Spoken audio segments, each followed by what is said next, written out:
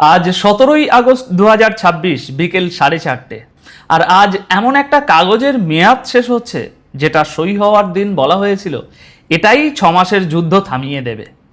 17ই June ইসলামাবাদে America আর ইরানের মধ্যে যে 14 দফার সমঝোতাপত্র সই হয়েছিল তার 60 দিনের মেয়াদ আজ ফুরোচ্ছে। দুই পক্ষের একজনও এটা বাড়ানোর কথা বলছে না, কিন্তু কাগজের চেয়ে অনেক জোরে কথা বলছে গত সপ্তাহান্তের একটা সংখ্যা। রয়টার্স জাহাজ ট্র্যাকিং সংস্থা কিপলার তাদের বক্তব্যে জানাচ্ছে গত শনিবার হরমুজ প্রণালী দিয়ে পার হয়েছে মাত্র 5টা জাহাজ, রবিবার একটাও না, শূন্য। তার আগের সপ্তাহান্তে গিয়েছিল 31টা। আর ঠিক এই দিনেই আমেরিকার প্রেসিডেন্ট ডোনাল্ড ট্রাম্প তার নিজের সোশ্যাল মিডিয়ায় লিখেছেন মধ্যপ্রাচ্য নাকি একজোট হচ্ছে। একই সপ্তাহান্তে ওয়াশিংটন পোস্ট লিখছে উপসাগরের 5টা দেশ তার উপর এতটাই বিরক্ত যে তারা এখন নিজেদের মাটিতে মার্কিন সামরিক ঘাঁটি রাখার যুক্তি নিয়েই প্রশ্ন তুলছে। দুটো খবর একই দিনের, কিন্তু একসঙ্গে রাখলে যে ছবিটা দাঁড়ায় সেটা একেবারে অন্য কথা বলছে। তাহলে দর্শক বন্ধুরা, আজকের প্রশ্নগুলো কি কি? চুক্তির মেয়াদ শেষ হচ্ছে নাকি চুক্তিটা আসলে 2 মাস আগেই মরে গিয়েছিল? সেই দলিলের 5 নম্বর দফায় মাত্র 60 দিন কথাটা কে লিখিয়েছিল আর কেন? আমেরিকা যে $300 বিলিয়ন পুনর্গঠন প্যাকেজের প্রতিশ্রুতি দিয়েছিল তার কতটা এসেছে? ওয়াল স্ট্রিট জার্নাল যে রিপোর্ট করছে ইরান একটা আরব দেশের বিরুদ্ধে স্থল অভিযানের বিকল্প খোলা রেখেছে, সেই দেশটা কেন এখনো একটাও শব্দ বলেনি? সৌদি আরবের তেলের জাহাজগুলো নিজেদের অবস্থান জানানোর যন্ত্র বন্ধ করে দিচ্ছে কেন? আর সবচেয়ে বড় প্রশ্ন, ট্রাম্প যে চুক্তিটার প্রশংসা করছেন সেটা কি আসলে তার নিজের ব্যর্থতার রসিদ? সবগুলোর উত্তর আছে আজকের এই ভিডিওতে। স্বাগতম দর্শক বন্ধুরা, আমি অনুপ বিশ্বাস আর আপনারা দেখছেন এটাই রিয়ালিটি। গত সপ্তাহে ঠিক এই জায়গাতেই আমরা প্রশ্ন তুলেছিলাম, হরমুজ কি সত্যি খুলবে নাকি অবরোধ চলতেই থাকবে?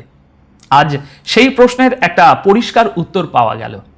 আর উত্তরটা যারা এই চুক্তিটা লিখেছিলেন তাদের জন্য সুখের নয়।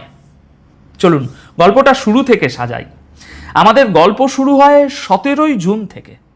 সেদিন ইসলামাবাদে পাকিস্তানের আয়োজনে উচ্চ পর্যায়ের বৈঠকের পর ট্রাম্প আর ইরানের প্রেসিডেন্ট মাসুদ পেজিশিয়ান 14 দফার একটা সমঝোতাপত্রে সই করেন।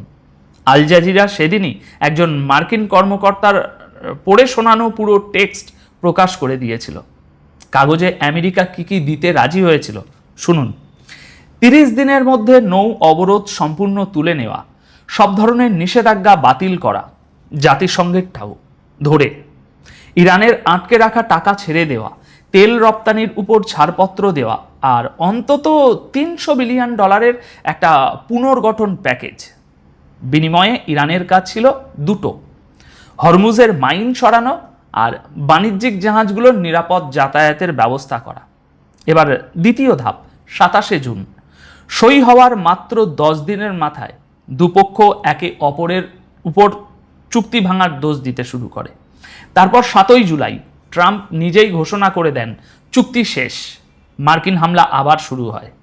তৃতীয় ধাপ, 20শে জুলাই ইয়েমেনের হুতিরা সৌদি আরবের বন্দরগুলোর বিরুদ্ধে নৌ অবরোধ ঘোষণা করে। লোহিত সাগরের হিসেবটা ঠিক ওখান থেকেই বদলাতে শুরু করে।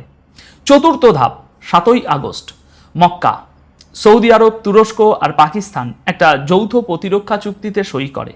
একজনের উপরে হামলা মানে 3 জনের উপরে হামলা, ন্যাটোর 5 নম্বর ধারার মতোই। আর পঞ্চম ধাপ, গত 3 দিন শুক্রবার নিউ ইয়র্কে দাঁড়িয়ে ট্রাম্প বললেন ইরানকে হারানোর পর তিনি হরমুজ প্রণালীকে আমেরিকার ভূখণ্ড হিসাবে ঘোষণা করবেন। শনিবার ওয়াশিংটন পোস্টের রিপোর্ট, রবিবার ওয়াল স্ট্রিট জার্নালের রিপোর্ট, আর আজ কাগজের মেয়াদ শেষ।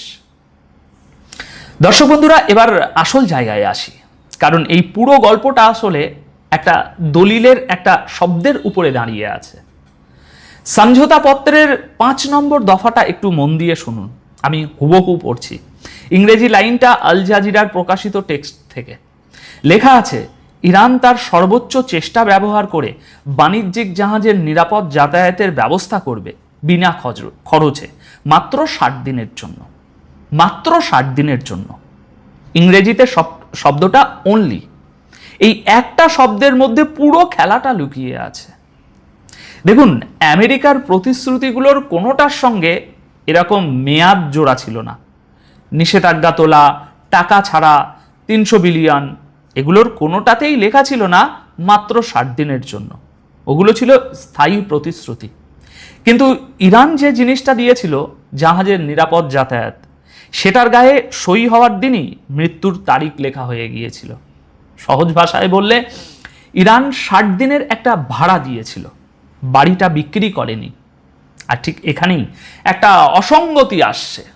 ওই একই দলিলের 9 নম্বর দফায় লেখা, চূড়ান্ত চুক্তি না হওয়া পর্যন্ত আমেরিকা কোনো নতুন নিষেধাজ্ঞা দেবে না, আর এই অঞ্চলে বাড়তি সেনা মোতায়েন করবে না। এবার শুক্রবারের খবরটা একটু মিলিয়ে দেখুন। আমেরিকার অর্থমন্ত্রী স্কট বেসেন্ট বললেন, ইরানের উপর এমন ব্যবস্থা নেওয়া হবে যা আগে কখনো দেখা যায়নি। আর 4 নম্বর দফা অনুযায়ী নৌ অবরোধ 30 দিনের মধ্যে সম্পূর্ণ উঠে যাওয়ার কথা ছিল। আজ 61 দিন পার, অবরোধ চলছে। তাহলে একটা প্রশ্নের উত্তর দিন, যে দলিলটার মেয়াদ আজ শেষ হচ্ছে বলে খবর হচ্ছে, সেই দলিলের অর্ধেক তো জুলাই মাসেই ভেঙে পড়েছিল। তাহলে আজ আসলে কিসের মেয়াদ শেষ হচ্ছে? ইরানের পররাষ্ট্রমন্ত্রী আব্বাস আরাগাচি ঠিক এই কথাটাই বলেছেন। তার ভাষায়, ইসলামাবাদের কাগজটা যুদ্ধবিরতি ছিল না, ছিল যুদ্ধের সমাপ্তি। আর যেটা যুদ্ধবিরতিই নয়, সেটার মেয়াদ বাড়ানোর প্রশ্নই ওঠে না। আপনারা লক্ষ্য করুন, এখানে শব্দের লড়াইটা কিভাবে হচ্ছে। পশ্চিমা সংবাদ মাধ্যম লিখছে যুদ্ধবিরতির মেয়াদ শেষ, যার মানে দাঁড়ায় ইরানের কাছ থেকে কিছু আদায় করতে হবে। তেহরান বলছে যুদ্ধ তো আগেই শেষ, যার মানে দাঁড়ায় দেওয়ার বাকি কিছু নেই। একটা শব্দ, কিন্তু পুরো দর কষাকষির অবস্থানটাই আলাদা। দর্শক বন্ধুরা, এবার আসা যাক আজকের দ্বিতীয় বড় খবরে। আর এটাই আমার মতে আজকের সবচেয়ে গুরুত্বপূর্ণ খবর, যদিও এটা নিয়ে সবচেয়ে কম কথা হচ্ছে। রবিবার ওয়াল স্ট্রিট জার্নাল একটা রিপোর্ট করেছে ইরানি ও আরব কর্মকর্তাদের বরাত দিয়ে। রিপোর্ট বলছে, ইরান এই 60 দিনের সমঝোতাকে শুরু থেকেই সন্দেহের চোখে দেখেছে। তেহরানের ধারণা ছিল আমেরিকা আর ইসরায়েল বড় হামলার প্রস্তুতির জন্য সময় কিনছে, তাই ইরানও ঠিক একই কাজ করেছে। আরব গোয়েন্দা সূত্রের বরাত দিয়ে রিপোর্টে বলা হয়েছে, ইরানের সামনে যেসব বিকল্প তৈরি রাখা আছে তার মধ্যে আছে সমুদ্রের নিচের ইন্টারনেট কেবল অচল করে দেওয়া, উপসাগরীয় দেশগুলোর ভিতরে রাজনৈতিক অস্থিরতা উস্কে দেওয়া, এমনকি কুয়েতে স্থল অভিযান পর্যন্ত।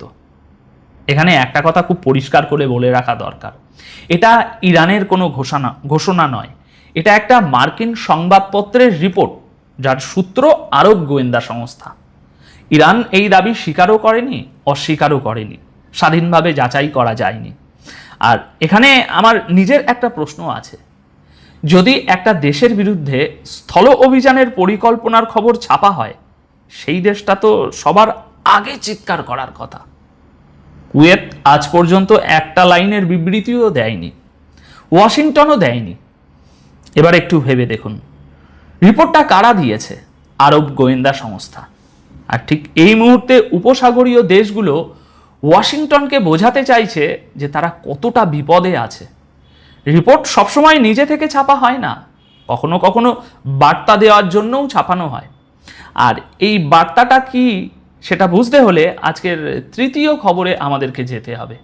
আর এখানেই দুটো আলাদা খবর জুড়ে গিয়ে একটা তৃতীয় অর্থ তৈরি হচ্ছে। গতকাল রবিবার দুপুরে ট্রাম্প তার সোশ্যাল মিডিয়ায় লিখেছেন, আমি হুবহু পড়ছি, খুব খুশি হলাম দেখে যে সৌদি আরব, তুরস্ক আর পাকিস্তান শেষ পর্যন্ত মক্কা যৌথ প্রতিরক্ষা চুক্তিতে সই করেছে। এটা দেখাচ্ছে মধ্যপ্রাচ্য কিভাবে একজোট হচ্ছে আর কিভাবে দেশগুলো শেষ পর্যন্ত নিজেদের রক্ষা করতে পারবে আরও অর্থপূর্ণভাবে। তিনি একে বড় সাহসী আর গুরুত্বপূর্ণ পদক্ষেপ বলেছেন। এবার এই লাইনটার পাশে ওয়াশিংটন পোস্টের শনিবারের রিপোর্টটা রাখুন। আরব ও পশ্চিমা কর্মকর্তাদের বরাত দিয়ে ওয়াশিংটন পোস্ট লিখেছে, সৌদি আরব, সংযুক্ত আরব আমিরাত, কাতার, কুয়েত আর বাহরাইন, এই 5টা সরকার ট্রাম্পের উপর বিরক্তিতে একজোট। যুদ্ধ শুরু হওয়ার পর থেকে ওয়াশিংটনের প্রতি ক্ষোভ এখন সর্বোচ্চ পর্যায়ে। একজন উপসাগরীয় কর্মকর্তা কাগজটাকে যা বলেছেন আমি হুবহু পড়ছি। ট্রাম্প এই যুদ্ধটা শুরু করেছেন আর দাম দিচ্ছি আমরা। দর্শক বন্ধুরা, এটা আমার বিশ্লেষণ নয়, এটা আমেরিকারই একটা প্রধান সংবাদপত্রে ছাপা, আমেরিকারই এক মিত্র দেশের কর্মকর্তার কথা। আর সবচেয়ে বড় কথাটা এখনো বাকি। রিপোর্টে একজন ইউরোপীয় কর্মকর্তা বলছেন মক্কার এই প্রতিরক্ষা চুক্তিটা আসলে আমেরিকার উদ্দেশ্যে একটা সংকেত। এই দেশগুলো নিজেদের নিরাপত্তার অংশীদার বদলে ফেলার চেষ্টা করছে। তার কথায় তাদের হিসাবে আমেরিকা আর যথেষ্ট নয়। আর একজন পশ্চিমা কূটনীতিক বলেছেন যে মার্কিন সেনার উপস্থিতি এই অঞ্চলে আগেও কেউ উৎসাহ নিয়ে চায়নি, সেটা ছিল একটা প্রয়োজনীয় ঝামেলা। তার ভাষায় এখন প্রয়োজনীয়তাটাই প্রশ্নের মুখে। এবার হিসাবটা মেলান। ট্রাম্প যে চুক্তিটাকে মধ্যপ্রাচ্য একজোট হচ্ছে বলে অভিনন্দন জানাচ্ছেন, সেই একই চুক্তিকে ইউরোপীয় কর্মকর্তারা বলছেন আমেরিকার হাতছাড়ার সংকেত। একটু ভেবে দেখুন, ট্রাম্প যে 3টে দেশের নাম নিয়েছেন তার মধ্যে তুরস্ক ভৌগোলিকভাবে ইউরেশিয়ায় আর পাকিস্তান দক্ষিণ এশিয়ায়, মধ্যপ্রাচ্যে পড়ে একটাই সৌদি আরব। তাহলে মধ্যপ্রাচ্য একজোট হচ্ছে কথাটার আসল মানে কি? আমার হিসাবে মানে এটা একটাই, ওয়াশিংটন এখন চাইছে এই দেশগুলো নিজেদের নিরাপত্তার দায়িত্ব নিজেরাই নিক। আর 4 আগস্ট আমরা এই চ্যানেলেই বলেছিলাম মক্কার চুক্তিটা আসলে ইরানের বিরুদ্ধে নয়। আজ ওয়াশিংটন পোস্টের রিপোর্টে সেই কথাটারই সমর্থন পাওয়া গেল। এবার সংখ্যায় আসি, কারণ কূটনীতির কথা যাই হোক, সমুদ্রের হিসাব মিথ্যে বলে না। হরমুজ প্রণালী দিয়ে গত সপ্তাহান্তে গেছে 5টা জাহাজ, রবিবার শূন্য, আগের সপ্তাহান্তে 31টা। অপরিশোধিত তেলের দাম আজ সকালে ব্যারেল প্রতি $89। এবছরে বেড়েছে 40%-এরও বেশি। ইরানের উপপররাষ্ট্রমন্ত্রী কাজিম গারিবাবাদি শনিবার লিখেছেন প্রণালী খোলা আর বন্ধ হবে শুধু ইরানের নির্দেশে। তার কথায় যতদিন আপনারা পরাজয়ের বাস্তবতা মেনে না নিচ্ছেন ততদিন ইরান অবরোধ চালিয়ে যাবে। আর ওদিকে শুক্রবার ট্রাম্প আমেরিকান নাগরিকদের বলেছেন পেট্রোলের একটু বেশি দাম মেনে নিতে হবে, মেনে নিন, কোনো কিছু করার নেই, এমনটাই বলেছে। এখানে একটা জিনিস বুঝতে হবে, সমুদ্র খালি অথচ তেল কিন্তু বেরোচ্ছে। ব্লুমবার্গের তথ্য বলছে চলতি মাসের এক শুক্রবারে উপসাগর থেকে বেরিয়েছে 84 লক্ষ ব্যারেলেরও বেশি তেল। যুদ্ধ শুরুর পর সবচেয়ে বেশি দিনগুলোর একটা, কিন্তু বেশিরভাগই গেছে ট্রান্সপন্ডার বন্ধ করে। মানে জাহাজ চলছে, শুধু কেউ দেখতে পাচ্ছে না। আর এখান থেকেই আজকের 4র্থ খবরে ঢুকি। সৌদি আরবের তেলের জাহাজগুলো এখন অন্ধকারে চলছে, চোখ বন্ধ করে চলছে। ব্লুমবার্গ ও আরব উপসাগরীয় বাণিজ্য বিশ্লেষণ সংস্থার রিপোর্ট বলছে লোহিত সাগরে সৌদি আরবের প্রধান রপ্তানি বন্দর ইয়ানবু থেকে তেল বোঝাই করা জাহাজগুলো এখন নিজেদের অবস্থান জানানোর ব্যবস্থা মানে AIS সিগন্যাল বন্ধ করে দিচ্ছে। AIS জিনিসটা সহজ ভাষায় জাহাজের নিজের পরিচয়পত্র, কোথায় আছি, কোথায় যাচ্ছি, সেটা সে নিজেই সবাইকে জানায়। সেই পরিচয়পত্র এখন বন্ধ। দর্শক বন্ধুরা, এবার আর একটা কথা যেটা গতকাল রাতে ইরানের সরকারি টেলিভিশন IRIV-তে বলা হয়েছে। ইরানের পার্লামেন্টের স্পিকার মোহাম্মদ বাকের গালিবাফ দাবি করেছেন আমেরিকা ইরানের বিরুদ্ধে যত গোলাবারুদ এ পর্যন্ত ব্যবহার করেছে তা ভিয়েতনাম যুদ্ধে ব্যবহৃত পরিণামের চেয়েও বেশি।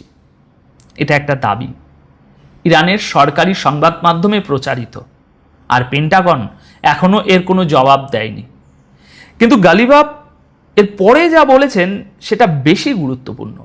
তিনি বলেছেন ইরান এমন একটা প্রতিরোধ বিন্দুতে ইরানকে পৌঁছাতে হবে যাতে যুদ্ধ আর শান্তির এই চক্করে বারবার আটকে না পড়তে হয়। ডেটারেন্স বা প্রতিরোধ শব্দটার সহজ মানে হলো শত্রুকে হামলা করা থেকে আটকে রাখা। মানে গালিবাফ বলছেন ইরানকে এমন জায়গায় পৌঁছাতে হবে যেখানে হামলার কথা ভাবতেও কেউ কয়েকবার ভাববে। আর আপনারা মনে রাখুন, এই একই স্পিকার গত শনিবারই বলেছেন ইরান এই যুদ্ধে সামরিক ও রাজনৈতিক দুই দিক থেকেই জয়ী হয়েছে। এখন সবকিছু এক জায়গায় রাখলে ছবিটা এই দাঁড়াচ্ছে, ওয়াশিংটন কাগজে যা দেওয়ার কথা ছিল তার বেশিরভাগই দেয়নি। তেহরান যেটুকু দিয়েছিল তার গায়ে প্রথম দিন থেকেই মেয়াদ লেখা ছিল। আর এই 2 মাসে উপসাগরীয় দেশগুলো একটা সিদ্ধান্তে পৌঁছে গেছে, নিজেদের নিরাপত্তার জন্য শুধু আমেরিকার উপর ভরসা করা আর চলবে না। এখান থেকে সামনে 2টো রাস্তা খোলা আছে। প্রথম রাস্তা, ওমানের হাত ধরে একটা কারিগরি সমাধান। আরাগাজি বলেছেন, হরমুজের নতুন নৌপথ নিয়ে ওমানের সঙ্গে আলোচনা শেষ পর্যায়ে, কিন্তু সঙ্গে তিনি এটাও বলেছেন, এতে প্রণালী খুলে যাবে না, খোলা নির্ভর করছে অন্য শর্তগুলো মানার উপর।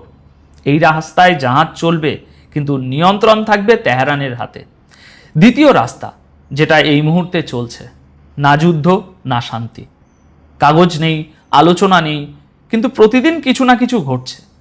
এক্সপার্টদের মতে এই সমাধান হবে সম্ভবত মার্কিন মধ্যবর্তী নির্বাচনের পরে, যখন ভোটের উপর প্রভাব কম পড়বে। আর একটা প্রশ্নের উত্তর আজও পাওয়া গেল না, $300 বিলিয়ন সেই পুনর্গঠন প্যাকেজটার কি হলো? কাগজে সংখ্যাটা আজও লেখা আছে, বাস্তবে আজ পর্যন্ত একটা ডলারও যায়নি। এই সুতোটা আমরা ছাড়ছি না। এবার আপনাদের কাছে আমার প্রশ্ন, আপনার বিচারে আজ যেটা শেষ হলো সেটা কি একটা চুক্তির মেয়াদ, নাকি উপসাগরে আমেরিকার নিরাপত্তা ছাতার যুগ? আপনার মতামত কমেন্টে অবশ্যই জানাবেন। ভিডিও